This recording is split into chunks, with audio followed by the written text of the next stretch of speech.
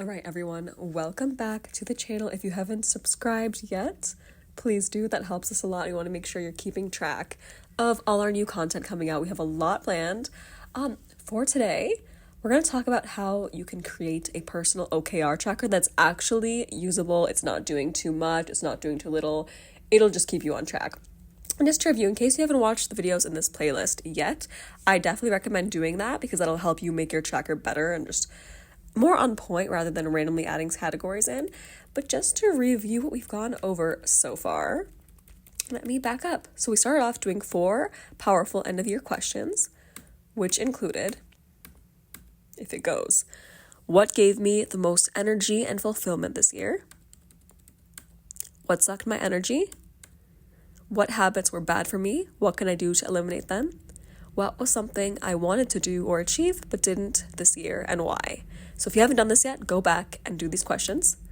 Then you want to create these helpful lists for the year before, again, you dive into the tracker. You want to make sure you're reflective, you're intentional, you're not just randomly making goals that make no sense for you. So definitely do this list as well. So list of habits or hobbies you want to continue to develop. Try not to go crazy, 3 to 5 max. Skills I want to gain, have some that are career related, some that are for fun. Make sure you outline why, when, how.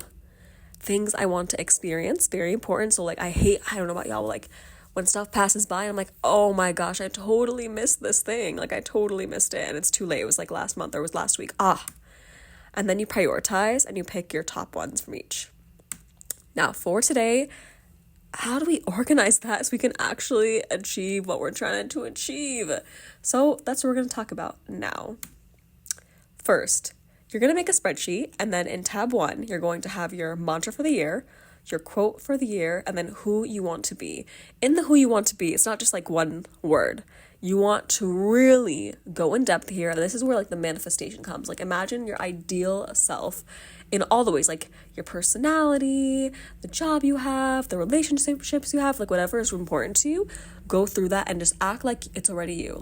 Literally pretend you're writing a book and you're just describing a day in your life that it's you or something like that. Whatever you can do to just make it super tangible and realistic and feel like it's your now.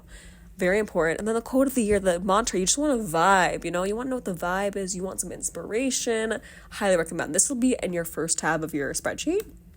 Also, in the same tab, you're going to make a vision board, which I know might sound basic, but the twist here, you're going to mix in pictures from your own life. Because why would you envision a life without some of the stuff you have now?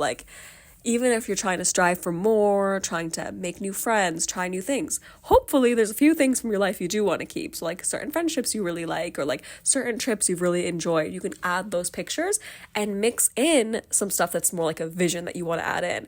I love this because 1, it makes you grateful for the things you do have, but 2, it also makes your vision more realistic because you're now intertwining your reality with the vision, with the dreams, and then what's the difference? Why can't the visions just happen? I don't know. I feel like it would happen. So that's huge. Highly recommend. Honestly, I love that. I'm looking at mine. Honestly, most of my vision board is just most pictures from my own life, and I just want to continue these. I only sprinkle in a few new things that I'm missing that I want to add in. Then, now you have to organize, categorize what areas in your life are important to you, and create a rating system. This is very different from setting a pass-fail goal. So for example, sometimes people are just I want to fit into this dress. So that's their goal. They want to fit into this dress by next month so they can go to this wedding or party, whatever. And sometimes they achieve that goal. So by that day of the event, they fit into the dress. However, they did that by creating terrible habits sometimes. Let's say they were starving themselves, they weren't working out, they feel horrible, probably feel like their worst self ever, horrible mental health, not sleeping, everything. But they achieved the goal. So is that a success? Is it? And then what good habits did you really develop by doing that are going to actually make you successful and healthier and more beautiful, whatever it might be, long term? Nothing. That's not good. So instead of setting goals like that, I like to set more habits and just areas I want to improve in. And then as you develop each month and you add more habits, over time, you're just improving your life as a whole, long term versus short term for a specific event or a specific goal you have. So usually what I do is I categorize by health, wealth, and community. And so within health, though, you got to be more specific. So I have spiritual health, physical health, and mental health.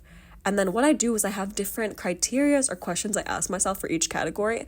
And I love this because every month it's actually super easy to go in and just write a one-liner. Like I literally just reflect on each of these. I answer the questions or I check if I met the goal or not.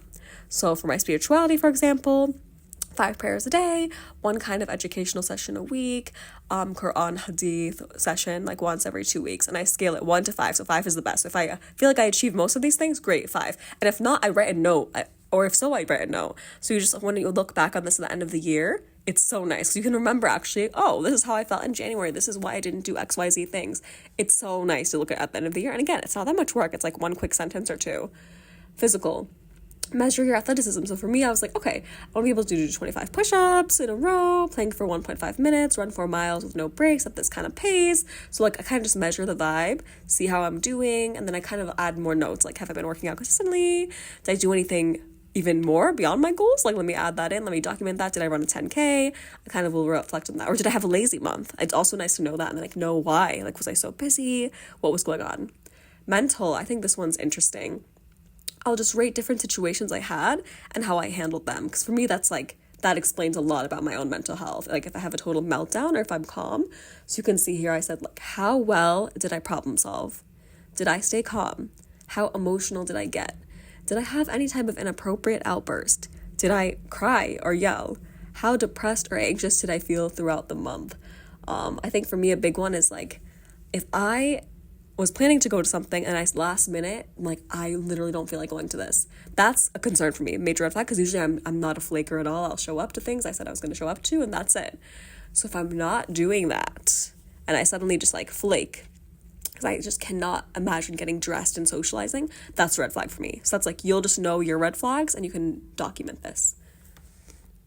The next one for me, just to show more examples, is my wealth category. So for example, I split this up into savings, investments, and then passive income. And then I had specific goals or questions within there. So like having X amount for an emergency fund or investing X amount in long-term stocks or whatever it might be.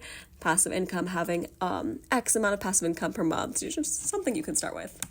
And then community. So I have social impact, relationships, and adventure/fun. So within social impacts, like what have I done actually to contribute to community this month? And then relationships, I have how fulfilling do you feel your relationships are? Who are you surrounding yourself with? Are there any ongoing toxic relationships that need to be cut off? How is your relationship with your family? Distant family. Who are your friends right now? Is anything missing from your current relationships? And obviously, like, I don't have to go through all of these every month, but I just kind of sit there, think about it. I'm like, is there anything major I want to take note of? Anything I really need to remove? Like, especially, are there any toxic relationships you need to cut off? Oh, that's a good one. So it's good to reflect on this regularly so you don't feel like you're just caught in something for months and months and months. And you're like, oh my gosh, why didn't I stop myself? And the last one I have is adventure and fun. So you can see the questions here. How fun was this month? What was the funnest thing you did this month? Did you go anywhere new? What made you laugh so hard you wanted to cry? What experience stood out to you this month? I love this because sometimes I forget. I've gone on like so many cool experiences and trips and things with my friends. And I'm like, oh my gosh, I'm so glad I document it now every month. And I can literally look back in December and be like, oh my gosh, I forgot I did this in January, February, March. Like I can literally look at it. And again, I just take a quick second, write a sentence or two about the month. And it's so nice to actually say like, wow, I've actually done a lot. And like you feel good and it really adds to the gratitude vibe. And then there's probably some other stuff you actually just need to get done. And so again, I like this because instead of setting a goal or something, it's like now it's just your to-do list. So for example, traditionally it might be like, my goal is to start SQL training. But instead it's like, okay, now January, I'm setting this in the month, I'm going to start my SQL training. And then based on my other list I made, I know the how, the why. So I basically just need to check this off this month. Same with my hobby of like languages and a Duolingo goal. So I can just see how I do this month. And then mental health, I'm just like, Instagram, slowing down on Instagram, not trying to get on there too much throughout the month. So just a few things. I have more. I just didn't want to include on this because there's not enough space, but I'll usually will plan out quarterly. So literally I'll fill in things for January, February, March, see what's realistic. And then the nice thing is like, because you have this all in one place, you can easily move one thing from January to the next month, for example, to February, or February to March. But you were good at like, this is where you can see, oh, why am I procrastinating this? Or, oh, why didn't I finish this in time? That's embarrassing. This is reflected in my sheet that I look at all the time. So it's good to note that. And then like you can cancel things that you don't want to do anymore. Or force yourself to do it before the end of quarter. There's a reason most teams have quarterly goals rather than annual goals. Like, it's so nice to give yourself a little bit more of a time crunch. Like, okay, we have to do it within this 3 months. Otherwise, especially because sometimes the summer can get super busy if you're going on a bunch of trips, you have a bunch of weddings, whatever. So it's nice to kind of like lock down first quarter of the year and really get a bunch of your more difficult goals out of the way. Now, that's all for today. It'll be a spreadsheet again. Let me know if you have any questions or if you need a template. I can maybe include it in the description or give you guys a way to contact me to get it. But next time, I'm going to talk about the importance of relationship mapping, because that's also a tab I have in my spreadsheet, but I didn't want to fit it in this video. And then I'm also going to talk about, based on your relationship mapping, how do you strategically plan your travels? Because sometimes we need to say no to things. So we'll talk about that in the next video. All right, y'all. Thank you so much. Please like and subscribe.